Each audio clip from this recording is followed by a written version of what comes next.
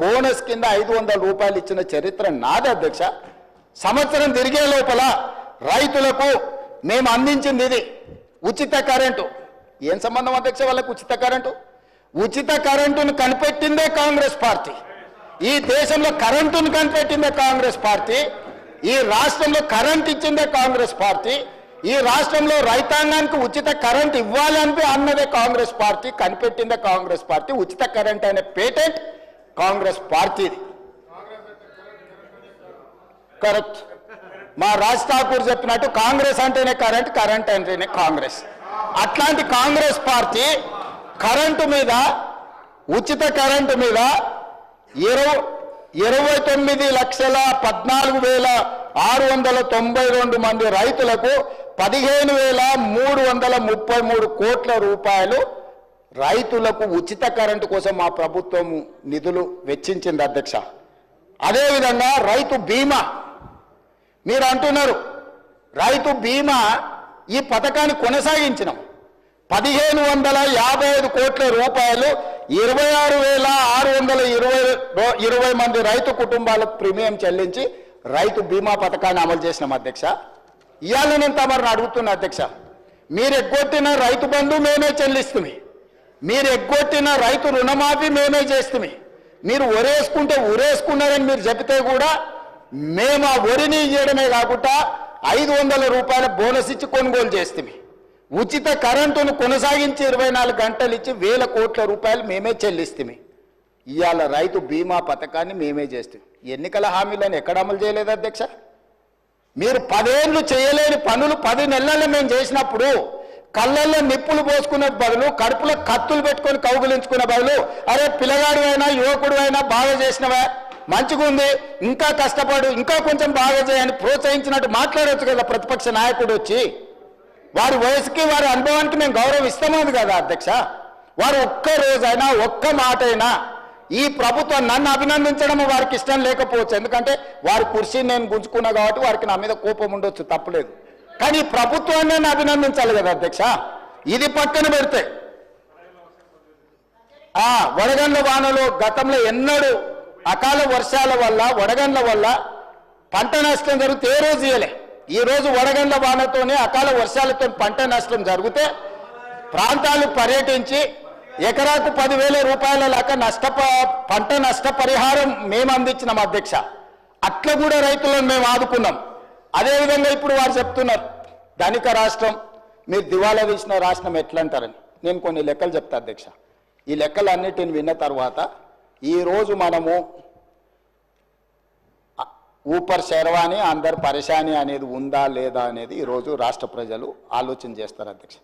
16 మంది ముఖ్యమంత్రులు దాదాపుగా 1956 నుంచి 2014 వరకు 58, దాదాపుగా 60 సంవత్సరాలు లెక్కేసుకొని 16 సార్లు ముఖ్యమంత్రులు చేసిన అప్పు ఎఫ్ఆర్బిఎం రాష్ట్రాలకు 4 రకాల అప్పులు చేయడానికి ఉంటుంది అధ్యక్ష. ప్రత్యక్షంగా రాష్ట్ర ప్రభుత్వం అప్పు చేయడానికి ఎఫ్ఆర్బిఎం అంటారు అధ్యక్ష. అదొక అప్పు.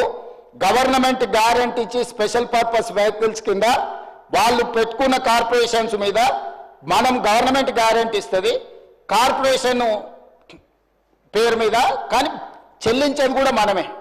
3వ రకం అధ్యక్ష, గవర్నమెంట్ గ్యారెంటీ ఇస్తుంది, కార్పొరేషన్సే తెచ్చుకున్న గ్యారెంటీ ఇచ్చినా ఆ కార్పొరేషన్సే తిరిగి చెల్లించుకుంటాయి. 4వది గవర్నమెంట్ గ్యారెంటీ ఉండదు, వాళ్ళు సొంతంగా చేసుకుంటారు అధ్యక్ష.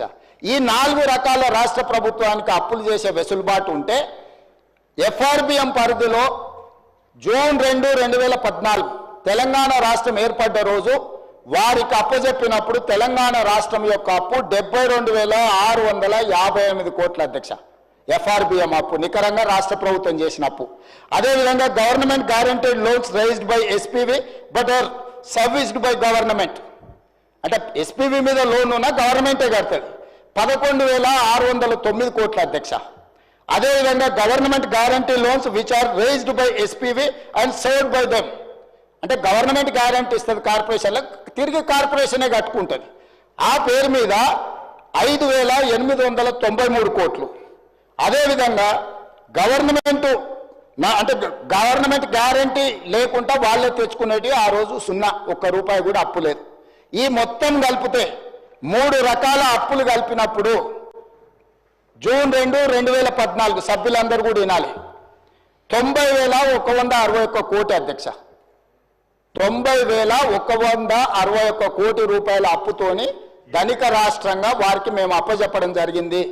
తెలంగాణ రాష్ట్రం ఇవ్వడమే కాకుండా హైదరాబాద్ రాష్ట్రంతో కూడుకున్న తెలంగాణను మిగులు బడ్జెట్తో కేవలం 90,161 కోట్ల రూపాయల అప్పుతోని వాళ్ళకి రాష్ట్రాన్ని అప్పచెప్పినాం అధ్యక్ష. 10 సంవత్సరాలలో వాళ్ళు చేసింది కూడా చెప్తా అధ్యక్ష. 1/12/2023 7 తారీఖు నాడు నేను బాధ్యత తీసుకున్నా, కానీ లెక్కలు ఆ మంత్ వరకు తీసుకున్నా. 1/12/2023 నాటికి ఎఫ్ఆర్బిఎం అప్పులు 3,87,173 కోట్ల అధ్యక్ష. అంటే 3 లక్షల దాదాపుగా 20,000 కోట్లు ఈ 10 సంవత్సరాలలో వీళ్ళు తీసుకొచ్చారు అధ్యక్ష. అదేవిధంగా government guaranteed loans raise by SP but service by government 1,27,209 కోట్ల అధ్యక్ష. అదేవిధంగా థర్డ్ కేటగిరీ కింద తెచ్చుకున్న లోన్లు 95,461 కోటి అధ్యక్ష. 4 non guarantee loans which are paid by corporations 59,414 కోట్ల అధ్యక్ష. ఈ 4 కేటగిరీల కింద 1/12/2023 నాడు మాకు అధికారాన్ని అప్పజెప్పేటప్పుడు బట్టి విక్రమార్క గారికి వారు అప్పజెప్పిన అప్పు 6,69,257 కోట్ల రూపాయల అధ్యక్ష. ఇది కాకుండా 6,69,257